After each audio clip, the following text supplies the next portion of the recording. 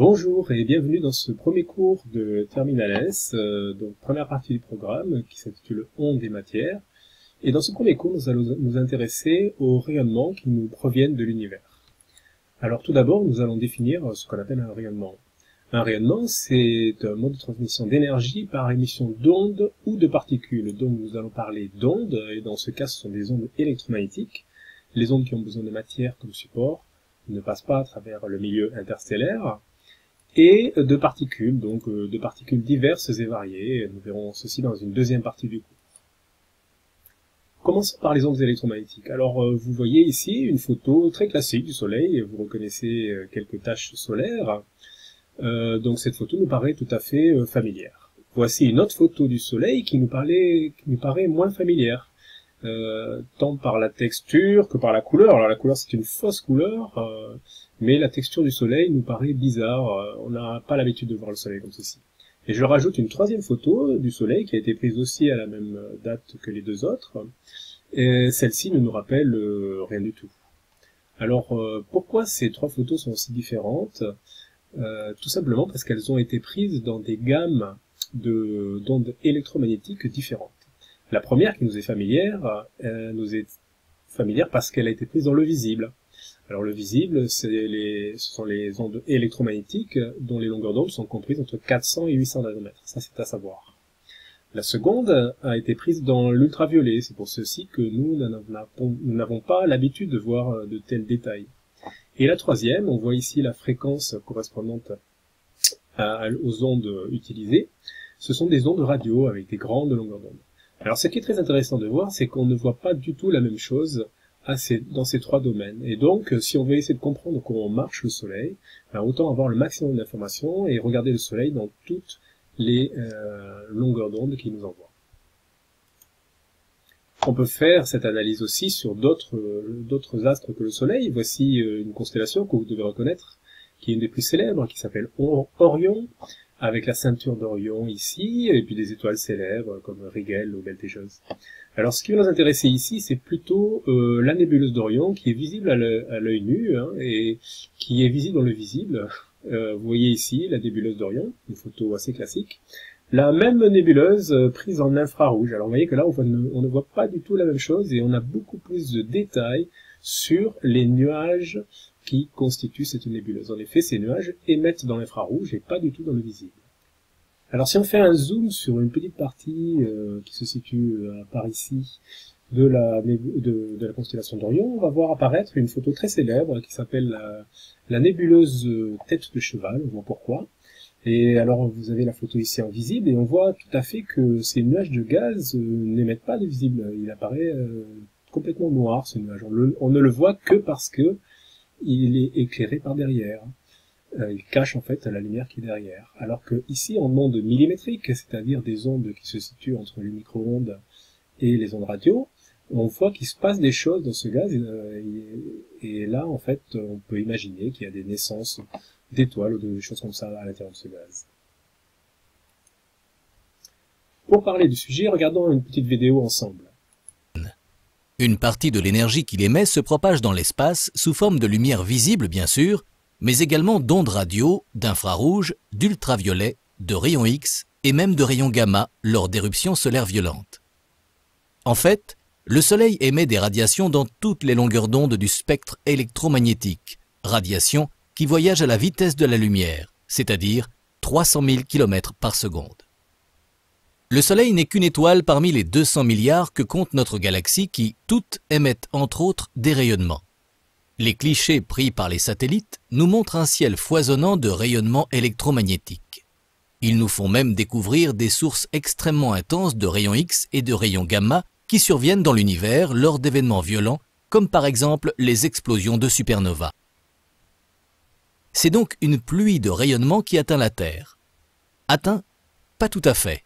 Et heureusement, car une grande majorité des rayons est arrêtée, absorbée par les divers composants de l'atmosphère. Une partie des infrarouges par la vapeur d'eau, une partie des ultraviolets par la couche d'ozone, les rayons X et les rayons gamma par l'oxygène. Il a fallu attendre les années 1960 et le début de la conquête spatiale pour comprendre que l'atmosphère joue le rôle d'un écran efficace contre les rayons X et les rayons gamma. un écran qui participe à notre radioprotection.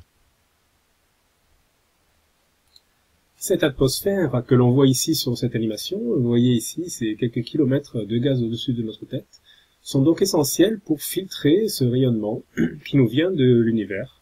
Et les rayonnements les plus énergétiques n'arrivent pas à passer l'atmosphère, ce qui est complètement essentiel pour le développement de la vie sur la Terre.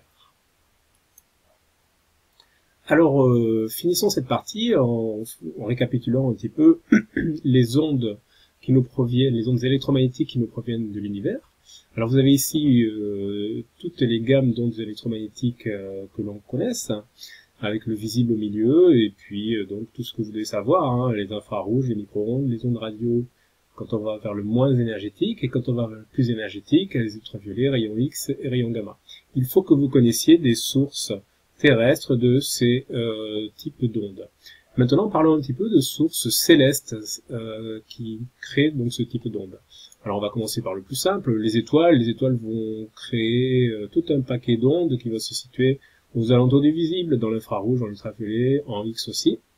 Si on veut aller plus loin, il va falloir trouver des phénomènes très énergétiques qui vont fabriquer des rayons gamma, comme ce qui se passe autour d'un trou noir ou lors d'une supernova, c'est-à-dire l'explosion d'une étoile en fin de vie. De l'autre côté, du côté de moins d'énergie, on va trouver les nuages de gaz qui typiquement émettent dans les infrarouges et les micro-ondes. Et on peut parler aussi du fond cosmologique, qui est une lumière fossile qui nous vient du début du Big Bang et dont sa longueur d'onde a augmenté au fur et à mesure que notre univers a augmenté. Et donc maintenant, sa longueur d'onde correspond à des ondes radio. Bien sûr, pour chaque type d'onde, son détecteur. Alors, on ne rentrera pas dans les détails, mais pour tout ce qui est visible, les détecteurs classiques, comme notre œil par exemple. Pour les infrarouges, on est souvent obligé d'aller en dehors de l'atmosphère, et donc par exemple de lancer des satellites spécialisés. En radio, on peut souvent se contenter d'être sur la Terre avec des grosses paraboles comme ceci, vous voyez. Et en gamma, on peut lancer des satellites aussi, mais certains observateurs gamma ont lieu sur Terre. Vous voyez ici un télescope gamma. Alors parlons maintenant des particules qui nous viennent de l'univers. Pour ceci, nous allons commencer par une petite vidéo. Le Soleil n'émet pas que des rayonnements électromagnétiques. Il perd aussi de sa matière. Cette image, prise par l'un des instruments de SOHO, montre les flots de particules éjectées de la couronne. C'est le vent solaire, qui souffle parfois en tempête lors des éruptions. Cette image, prise avec un autre instrument de SOHO, est intéressante car un cache artificiel masque le disque solaire trop éblouissant. On distingue ainsi plus nettement les immenses panaches qui vont se perdre dans l'espace sur des centaines de milliers de kilomètres. Lors des éruptions, des bouffées de particules viennent irradier la sonde spatiale. Elles laissent de longues traces sur les détecteurs de la caméra. Imaginez un homme présent dans la cabine. Il serait tué en quelques minutes. Le vent solaire n'est qu'une composante du flot de particules qui sillonne l'espace de notre galaxie dans toutes les directions et qu'on appelle le rayonnement cosmique. La Terre, comme les autres planètes, est exposée à ce rayonnement. Mais elle dispose là aussi d'une parade. Elle agit en effet comme un gros aimant entouré d'un champ magnétique qu'on appelle la magnétosphère. Les lignes de force dévient les particules qui s'écoulent de part et d'autre. Néanmoins, le bouclier magnétique présente quelques fuites. D'abord au pôle, où les particules pénètrent par des sortes d'entonnoirs et frappent la haute atmosphère. Sous le bombardement, l'air raréfié s'illumine comme dans les tubes de néon, provoquant les aurores polaires, boréales au nord, australes au sud. C'est le phénomène de fluorescence qui donne ces couleurs si féeriques. De plus, tout autour du globe, le bouclier magnétique n'est pas étanche à 100%. Il laisse passer quelques particules. Lorsque l'une d'elles arrive à une trentaine de kilomètres au-dessus de nos têtes, il ne reste plus que la couche d'air comme dernier rempart. Une couche d'air équivalente à un mur d'eau de 10 mètres tout de même. La particule percute les premiers atomes d'oxygène et d'azote. Les produits de la collision heurtent à leur tour d'autres atomes, engendrant par cascade une gerbe de particules secondaires dont certaines parviennent jusqu'au sol. Chaque seconde, il arrive en moyenne en France 240 particules par mètre carré. Cette exposition venant du rayonnement cosmique contribue pour 10% à l'exposition d'origine naturelle à laquelle nous sommes tous soumis.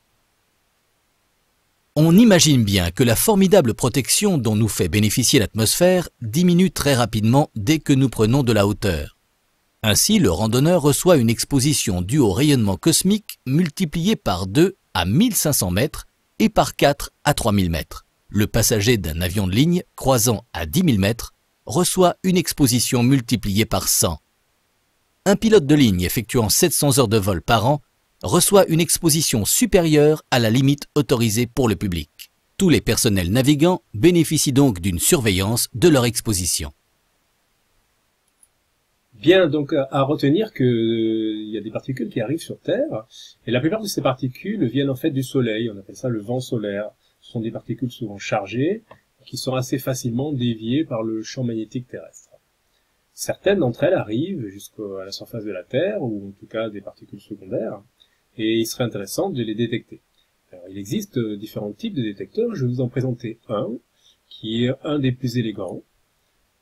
Ce détecteur s'appelle une chambre à brouillard. Alors une chambre à brouillard, ce n'est pas très grand, vous voyez, ce qui nous intéresse c'est la petite cage qui est ici.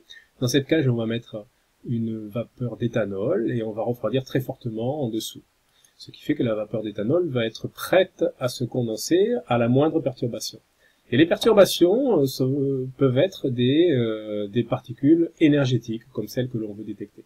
Alors je vais vous montrer une petite vidéo qui est très jolie, et qui vous montre une chambre à brouillard en train de fonctionner.